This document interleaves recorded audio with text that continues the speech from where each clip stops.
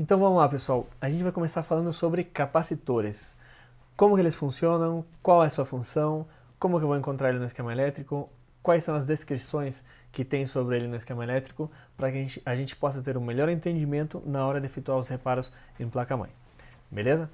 Então vamos lá. Eu costumo muito utilizar o iPad durante o curso, porque fica muito mais fácil de desenhar e explicar para vocês. Então eu estou aqui com o iPad, vou estar desenhando diretamente nele, para que seja mais fácil o entendimento para vocês.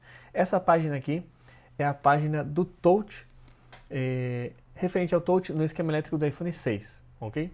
Todos os componentes que estão aqui nela seria touch iPhone 6. Aqui tem uma outra que eu modifiquei ela para poder explicar um pouquinho mais fácil também, mas a gente vai centrar diretamente aqui, que é o principal, que é como vocês vão encontrar ele no esquema elétrico na internet, por exemplo, ok? Aqui a gente tem 3 capacitores. Primeira coisa que a gente tem que entender é algo simples. Para me encontrar um capacitor no esquema elétrico é o desenho, quer dizer, o símbolo dele no esquema elétrico, o símbolo universal, e a nomenclatura que eu vou encontrar dele no esquema elétrico, que seria, por exemplo, a letra C. A letra C vai representar um capacitor no esquema elétrico. Sempre que você encontrar C, capacitor, ok? O que continua aqui, C2408, é como se fosse a matrícula, o CPF, RG, CNPJ, para ficar mais fácil o entendimento. Quer dizer que só vai ter um C2408 nessa placa, não vai ter outro. Só vai ter um 24441 no esquema elétrico do iPhone 6, não vai ter outro, ok?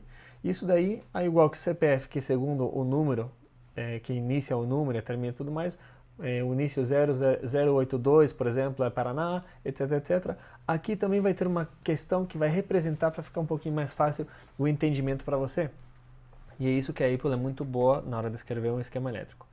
E aqui, tudo que você encontrar de um componente no esquema elétrico que começa com a letra 24, por exemplo, é referente ao touch. No caso do iPhone 6, certo? Outro circuito em outro aparelho vai ter outra nomenclatura, mas tudo que você encontrar será touch. Se a gente está falando de touch do iPhone 6, cada componente que começa com 24 seria touch. Por exemplo, aqui temos uma bobina L2401, 24, touch. Filtro FL2486, touch. CI U2402, 24, touch. Conector J2401, touch. Então, tudo que seja 24, você já entende. Opa, 24, touch. Lógico que você vai ter que estar estudando todos os esquemas elétricos, cada um, para você entender um pouquinho melhor. Isso daí é só uma dica para que ficar um pouquinho mais fácil para o teu entendimento, ok? Então, 2408, capacitor único na placa do iPhone 6. Um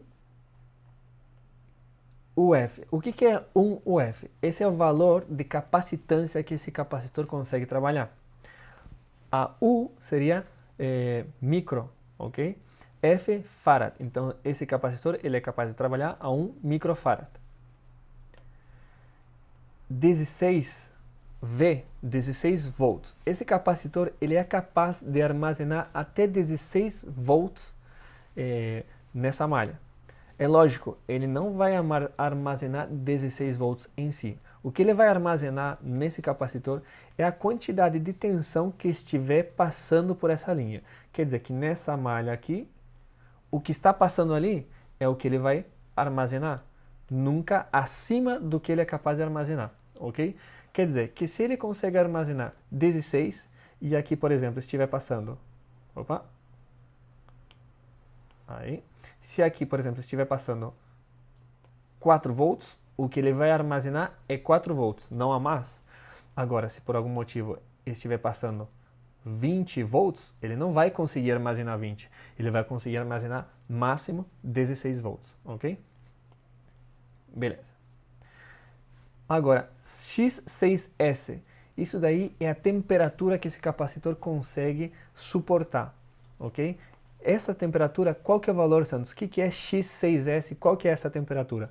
Você não vai ter isso daí escrito aqui no esquema elétrico. Você vai precisar de um datasheet desses capacitores que vai te dar referência de qual que é o máximo que ele consegue armazenar. Puxa, aí fica difícil, mas você não vai medir a temperatura no capacitor, né? Eu acredito que não. Mas mesmo assim, eu quero entender, Santos, como que eu consigo ver? Quer ver? Vamos colocar esse exemplo aqui. X5R.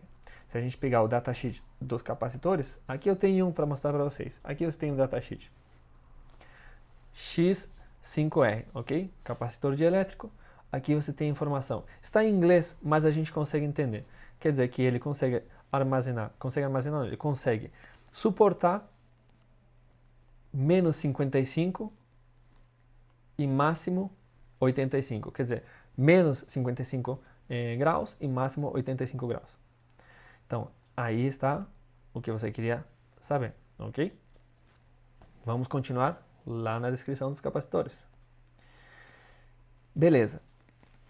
10%, acho que eu passei ele inclusive, né? 10%. O que é esse 10%? 10% é a tolerância desse capacitor.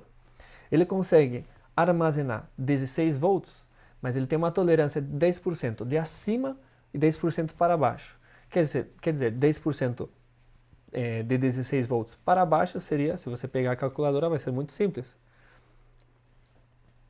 16 menos 10%, 14,4 volts. Isso é o que ele consegue. Ele estaria dentro do padrão que ele estaria nas condições que ele deveria estar funcionando. Se fosse a mais, 16 mais 10%, 17,6. Ele não vai conseguir a mais de 17,6. Se superar esse valor a mais 10%, esse capacitor, esquece, não vai funcionar. Vai acabar sendo danificado, ok?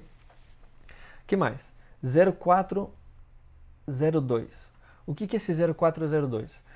0402 é o tamanho do capacitor. Quer dizer, como que eu vou diferenciar um capacitor ou outro na placa? Muitos alunos me falam, pô, um professor me falou que é só eu trocar um pelo mesmo tamanho. Mas isso é muito relativo. Você vai pegar visualmente o tamanho do capacitor para trocar ele na placa?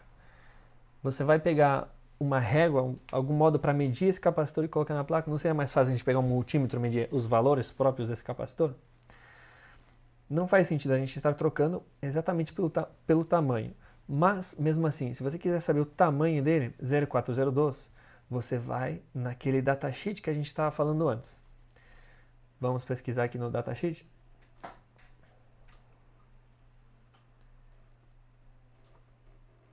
Aqui está. Quer dizer, o 0402 está aí. Eu vou pegar como referência o que está descrito aqui para mim e o que está descrito aqui. Você não vai medir. Eu nunca medi um capacitor na minha vida com uma régua, algum modo dele, medir o tamanho dele. Mas aí está a informação para você se você quiser saber. D2, D3, D4, D1. Quer dizer que o 0402, certo? Na área do capacitor, o total deles isso aqui seria o D1. De aqui a aqui, portanto, desde aqui hasta aqui. O 0402 está aqui para mim. 1,70 milímetros. Nessa área aqui, seria o D2, 0,60 milímetros. Mesma coisa o D3, quer dizer, dessa área aqui a essa área aqui, daqui a aqui, D3, 0,50. D4, mesma coisa, daqui, aqui, daqui, aqui. D4, 0,60. E o D5, 0,50. Aqui o D5 seria basicamente daqui até aqui. Aí você tem as referências do tamanho desse capacitor. Mas como eu falei para vocês, você não vai medir o tamanho de um capacitor para poder efetuar a troca dele. O que te interessa são os valores. São os valores com que esse capacitor trabalha. Isso é importante para você. Você vai pesquisar em outra placa, outro esquema elétrico, e esses valores aqui devem ser os mesmos. Esses aqui devem ser os mesmos. Se o tamanho for diferente, se ele trabalha na mesma potência, é suficiente para nós. Mas raramente você vai encontrar um capacitor com os mesmos valores numa placa de iPhone que não tem o mesmo tamanho. Então, quando você encontrar, pesquisar, os valores vão ser todos iguais e o tamanho também vai ser o mesmo.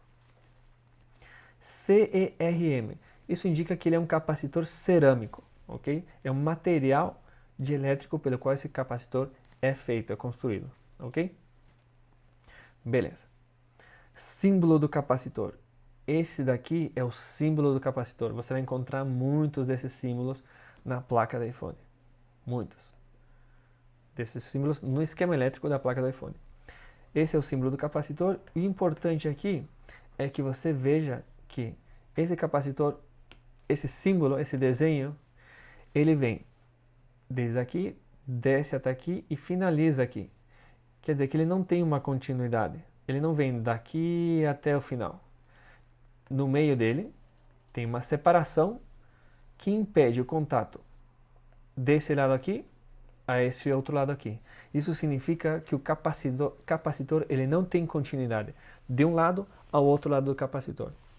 E esses capacitores, eles não têm polaridade. O que significa não ter polaridade? Significa que você não precisa saber qual que é o lado correto, se ele tem que colocar ele assim ou assim. Não interessa, porque ele não tem polaridade, quer dizer que ele não tem positivo e negativo. Se você colocar assim, tá valendo. Se girar ele do outro lado, também tá valendo. Não tem importância, ok? Beleza, então essas seriam as informações do capacitor que eu queria passar para vocês. Beleza, pessoal? Vamos lá para a próxima aula.